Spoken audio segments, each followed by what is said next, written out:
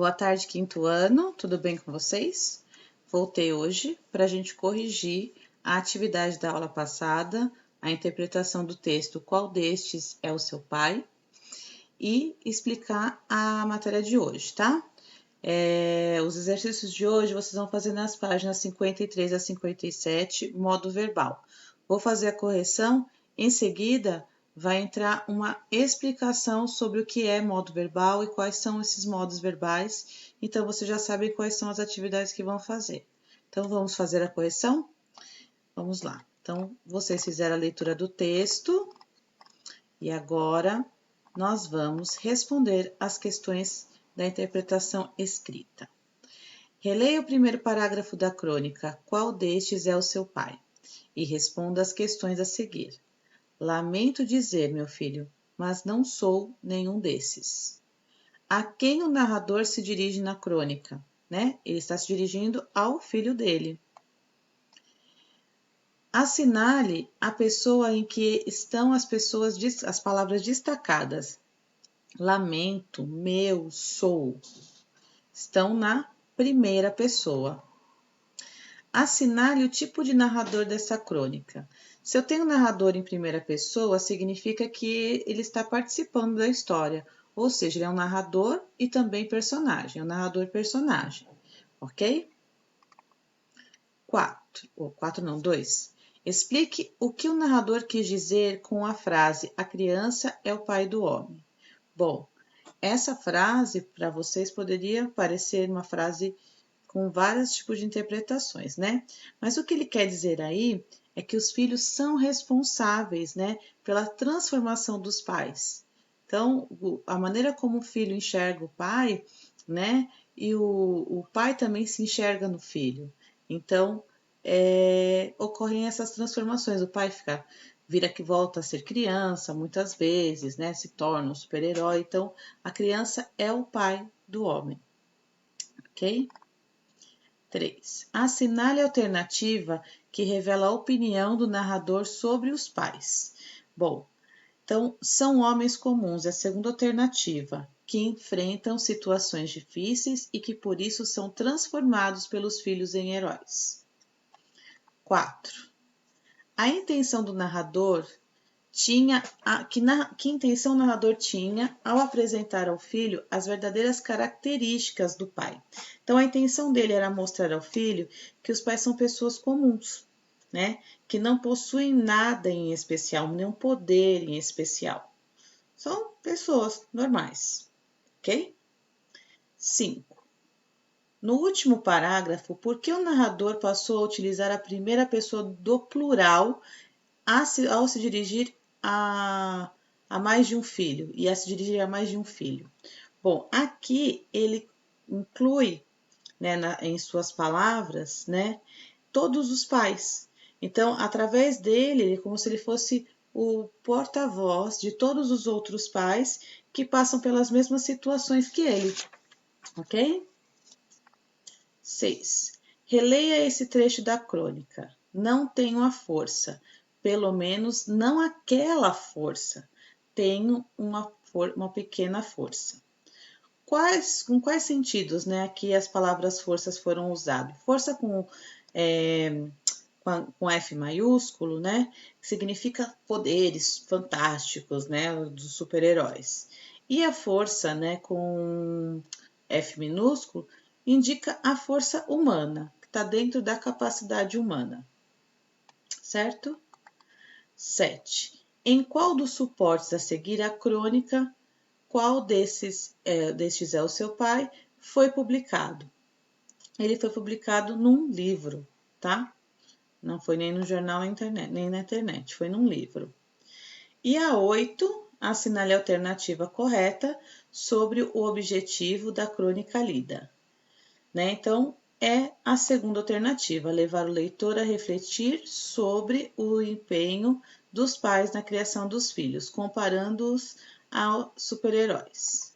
Bom, a crônica é um gênero, né, que tem como objetivo provocar emoções do leitor e levá-lo a refletir sobre algum assunto ou fato do dia a dia. Espero que vocês tenham gostado do texto, que tenham acertado as questões. Aqui a gente tem a cidadania, né, do dia a dia, herói bom para cachorro, que muitos humanos têm atitudes heróicas, às vezes nós já sabemos. Mas você sabia que os animais também podem retribuir de uma forma heróica o amor que recebem? É isso mesmo. A cadela Yolanda, uma labradora, salvou sua dona cega após perceber o começo de um incêndio na sua residência. Yolanda foi treinada para telefonar por meio de um aparelho especial com um número de emergência caso sua dona estivesse em perigo. A polícia recebeu a ligação e seguiu para sua casa, salvando as duas do incêndio. Muito legal essa história, né? Ela foi publicada nesse site, né? Cachorro usa telefone especial para chamar os bombeiros e salva a dona cega, né? Foi publicado no dia 15 de dezembro de 2016. Bom, o que vocês acharam dessa atitude, né? Eu achei sensacional, né? Cachorro treinado, salvar a dona, super fora do normal. Que outras atitudes dos animais para os seus donos você considera atos heróicos? Comente. Bom, a gente tem animais que, além de cuidar, né, de pessoas com deficiências visuais, né, que são os cães-guia, temos também terapias com animais para crianças que têm algum problema de doenças mentais, de algum distúrbio, crianças com câncer, né, que recebem essas visitas de animais também nos hospitais. Então, eu acho isso maravilhoso, né? O animal só faz bem para o ser humano, certo? Concordam comigo?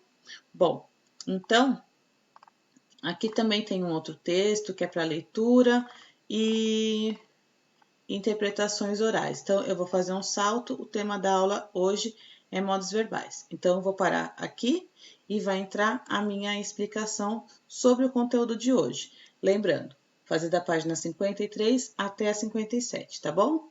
Um beijo grande para vocês e tchau, tchau. Iremos falar hoje sobre os modos verbais.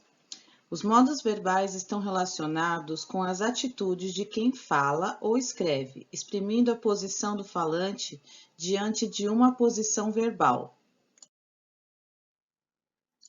São três modos verbais: o modo indicativo, o modo subjuntivo e o modo imperativo. O modo indicativo indica certeza. O verbo exprime certeza ou ações que consideramos reais. Vejamos o diálogo abaixo. Para mim, o melhor amigo do ser humano é o sapo. Mas o cachorro cuida da casa, é companheiro nos passeios, na alegria e na tristeza. O que faz um sapo por você? Eu não tenho amigos por interesse, minha senhora. Então, quando o Armandinho afirma aqui, ó, ele está transmitindo uma ideia de certeza. Quando a mulher diz que o cachorro cuida, né, que o cachorro, que o sapo, o que o sapo faz, também são verbos que estão indicando certeza. Tenho, eu não tenho, tenho também é um verbo no modo indicativo. Então, todos esses verbos que aparecem na tirinha estão no modo indicativo, ou seja, eles indicam uma certeza nos fatos. O modo subjuntivo é o modo da incerteza, do talvez. O verbo exprime ações consideradas prováveis, incertas. Vamos ler a tirinha. Muito bem, Cebolinha, o que você tem a dizer sobre isso? Este nó está muito mal dado. Talvez se eu apertasse um pouquinho mais e puxasse mais esta orelhinha. Percebem que na última fala do Cebolinha, a gente tem a presença da palavra talvez, né?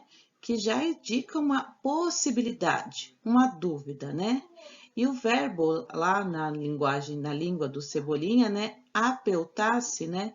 Apertar-se, ele exprime uma incerteza, não é um fato certo, né? Então, por isso tem até a ajuda do talvez aí indicando essa dúvida.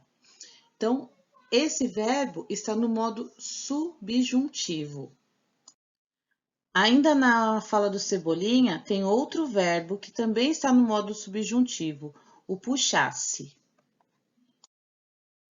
E por fim, temos o modo imperativo. Como eu costumo dizer nas minhas aulas, vem de imperador, aquele que manda, aquele que ordena.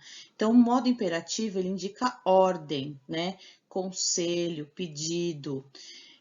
Olhando na tirinha, nós vemos lá, abaixa, enrola, puxa, torce, vira, remexe e agora pula. Ê! As pulgas adoram essa parte da aeróbica. Bom, os verbos das duas primeiras tirinhas, né, abaixa, enrola, puxa, torce, vira, remexe, pula, estão no imperativo, né? Estão indicando as ações que alguém está ordenando, pedindo para que sejam feitas, certo? Então, os enunciados de questões, de exercícios, de lições, por exemplo, leia, faça, circule, todos esses verbos estão no modo imperativo. Então, agora vamos fazer a prática, ok? Um beijo para vocês e até a próxima aula.